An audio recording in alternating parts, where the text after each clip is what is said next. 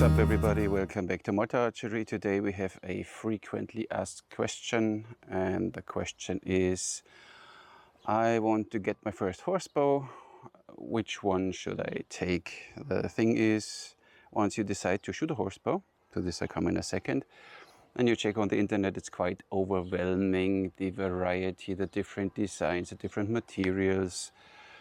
And then you're blown away and you don't know what to take, what to choose, what to buy. Then you struggle and you sometimes end up getting the wrong thing. So then let me break this down for you to make it maybe a little easier for you to understand. First of all, horsebow. All these bows here were used on horseback, but not only. That's why they are not horsebows, but we agreed to call them all horsebows. For me, they are Asiatic reflex bows because of this reflex. What they have mostly in common is they have a handle, different shape, they have the two limbs, and then they have non-working sears or ears. So this is a difference to a conventional recurve bow. They have a working recurve. This one is not working. This acts like a lever and puts pressure here onto the limb. So they are all kind of the same. Of course, when you see now a Scythian bow has a heavy recurve and it's a working recurve. So there are a few others out there, but mostly the basic structure of these bows is always the same. You have a handle without shelf, obviously. You have your two limbs, and then you have this non-working, non-active sear at the end. And most of them are nowadays symmetrical, but you can get even asymmetrical ones. Means the handle is a little lower, the upper limb is longer, the lower limb is a little shorter, that you shoot really through the center of the bow. These bows are always shot slightly above center, but that doesn't matter. When you see now, they all have the same structure. You see a handle, two limbs, and then the non-working sears. But now you see the main difference of all these bows, and it's here. This one here is a contact sear bow because the string in a normal strung position is touching here the sear. This, on the other hand, is a non-contact sear bow. There is the loop around the bow and it's not touching the sear. So here you get a slightly kick forward. Here it's a little more smooth. Let me show you another one. Manchu. Yes, even these bows were shot from horseback. They have a string bridge, and then the string, when you release this one, then the string really shortens instantly when it hits the string bridges, and then it gives the arrow a kick forward. And most of them are contact sear bows. So when you start here, this is an old Mongolian style bow, which is out of tiller, but it's only a piece of plastic. But to this we come in a second. Contact sear. You see the string is touching. Tatar design, touching. Turkish design, touching, and so on. This is the main difference, that you have non-contact and contact sear bows. It doesn't make a very big difference when you start shooting. So this is simply the release of these ones is a little smoother because the string doesn't that much on the bow. But on the other side, when you have a contact sear bow, the kick is a little more pronounced. The other difference of all these bows is the build material. It starts with usually what you see then on eBay and Amazon are fiberglass bows. That means you have a wood handle, you have wood sears, and they are simply connected to two fiberglass stripes. They are mostly covered then in leather because they don't look that gorgeous. Then you get a nice working bow for less money. Then you get some special designed ones. They are completely out of plastic. They are made in a mold. This is a two-piece one, then you can put them together. They are made in a mold. This is a complete one-piece plastic, some polymer. I have no idea which material exactly. Another fiberglass bow. You see, wood sear. The handle is wood, but it's wrapped in leather, so you don't see it. Fiberglass limb. And then you have this whipping here to reinforce the transition of both materials. And then you get to these more higher end bows. They are then the laminated bows. They have then stripes of wood, stripes of glass, a wood handle, wood sears, So you have only wood and glass on these ones. They are mostly a little more expensive, but mostly a little more efficient, nicer to look at, but this is simply a matter of taste. So this is a laminated bow. This one laminated, only slight different design. You have wood, you have glass, and it's done. This kind of bows, this is then fake horn, artificial horn, and some wood and with decoration and stuff like this. So they're all different things in between. And of course you could get, which I don't have here, a real composite bow. Means it's real horn, wood and sinew. But these bows usually start at 1,000 or 1,500 euros. So, but we talk about beginners bows. This now beside, this is the main. So of course there are here and there some differentiations, but this is the main thing. Now, how to choose the right bow for you when you start with, now we call it again, Horsebow. First of all, your budget is always a matter. You start something, you might not want to invest directly, let's say 650 euros for a bow like this, because of the draw weight, and to this we come in a second. This would be 650 euros, but of course when you have the budget, when you have money enough, get one of these directly from the beginning. In the beginning, a bow like this would do a good job. This is a fiberglass bow, $80, $90, $100, something like this. And they do the job. You can learn thumb release, you can shoot everything with these bows, and then you know if you like it, you get used to it, and then later on you get to something more, you know, the sky is the limit. I would suggest either you start with a simple fiberglass bow, depending on your budget. They are, let's say, roughly 100 euros, or you have a little more, and then you can get, yes, 250, 300 euro range, then a nice laminated bow. They are nice, they are good. But of course the limitation is the poundage. You can't change the poundage of the bow, and a mistake many make, especially when you're new in archery. I had last time someone ordering a 50-pound bow directly and then wondering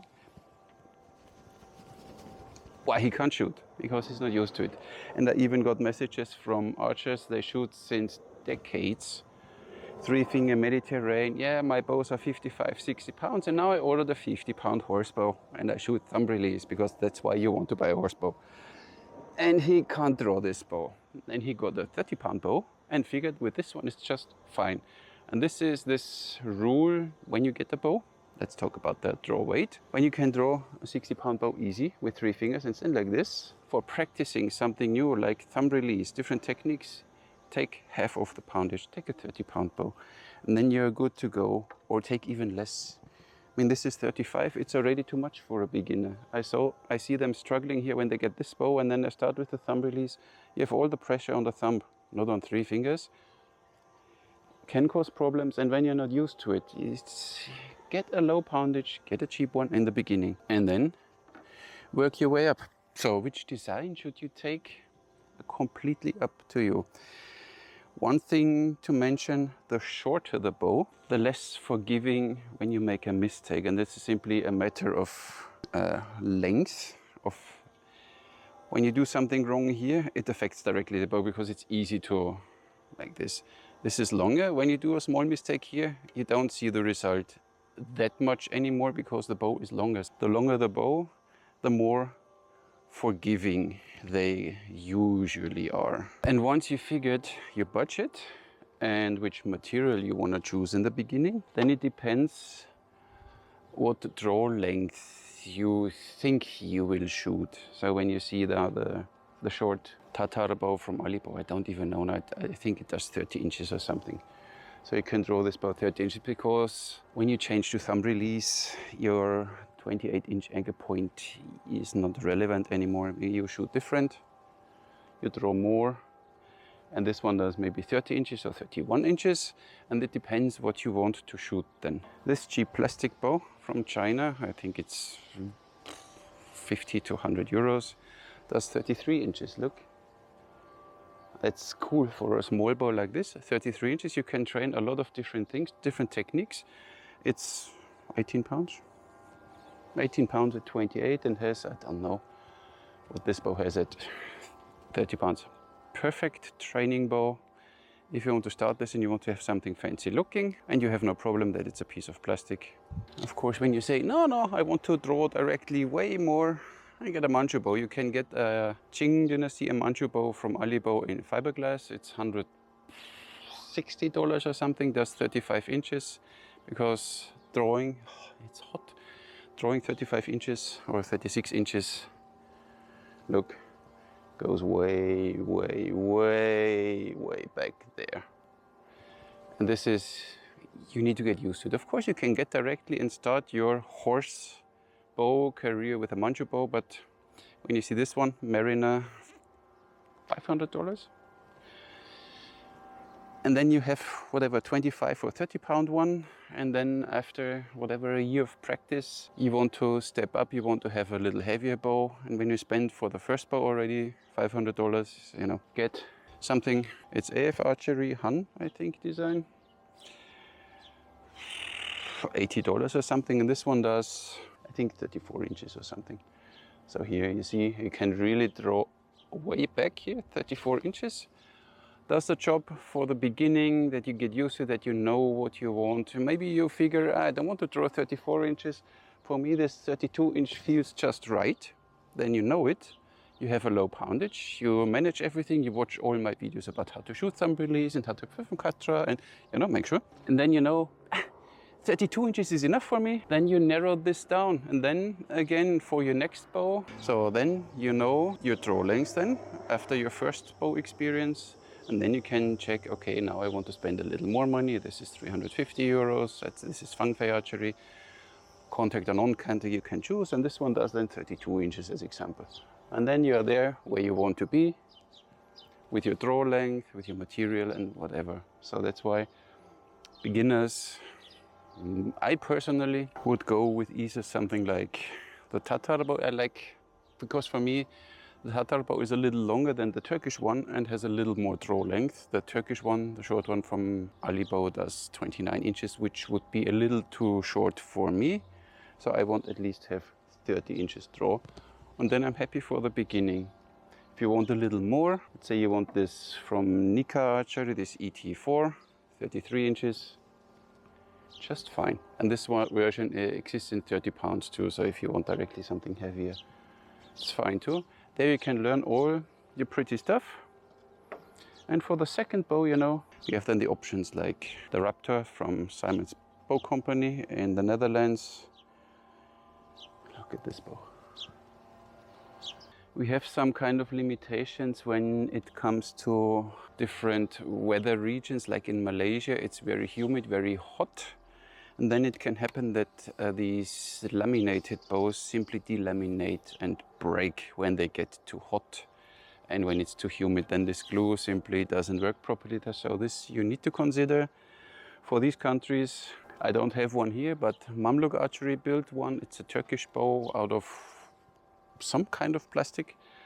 And they are completely resistant for heat and moisture and all this stuff. But other than that, or a fiberglass bow would work too there. We have it here, hot and humid too sometimes. Sometimes bows break because of whatever, material failure, glue. Mostly it's the glue, because here you have a lot of pressure, and then sometimes simply these layers come off because you have a glass layer and you have a wood layer and you have a glass layer. And glass and wood has different, you know, they don't want to go together, but they have to, and then they're forced to. This is this pretty bow, the Teratai. It's a nice one. And then you go from there. But this is all your second bow. First bow, budget-wise, I would check either laminated bow up to 250, 300 euros.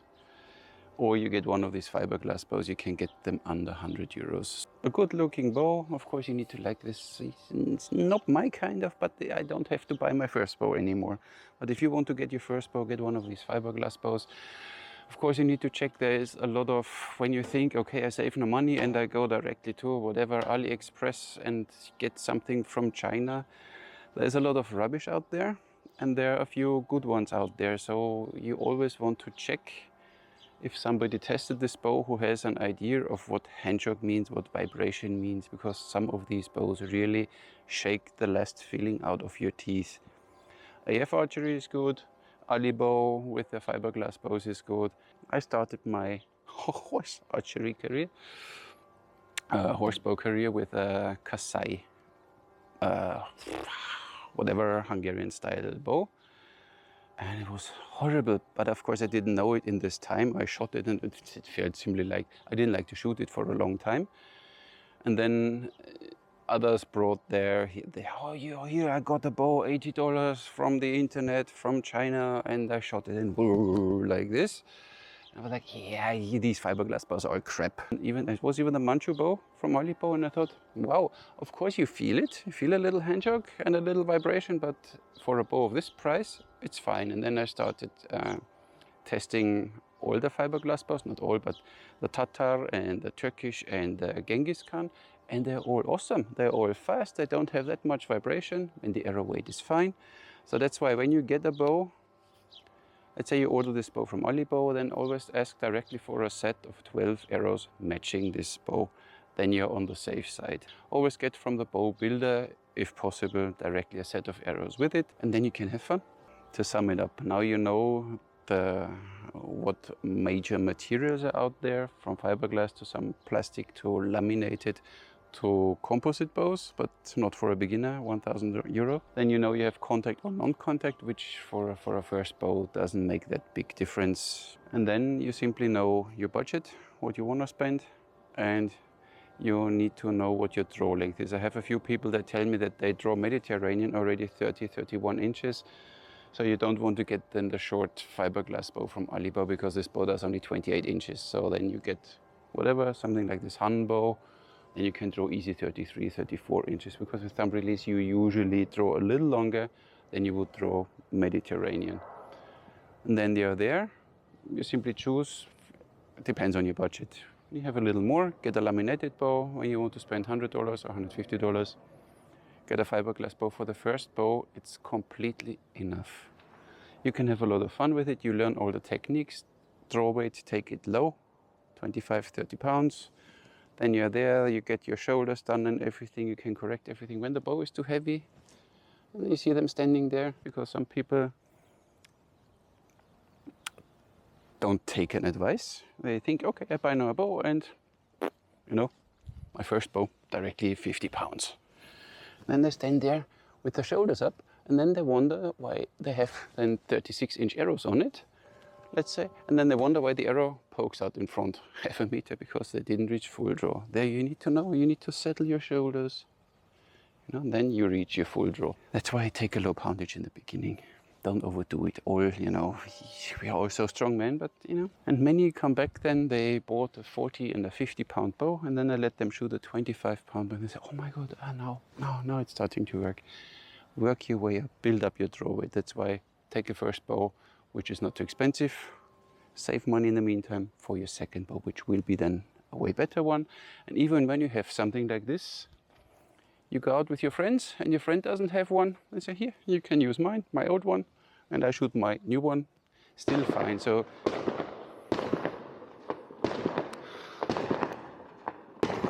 I thought I managed before the fireworks. Yeah, me and thinking. So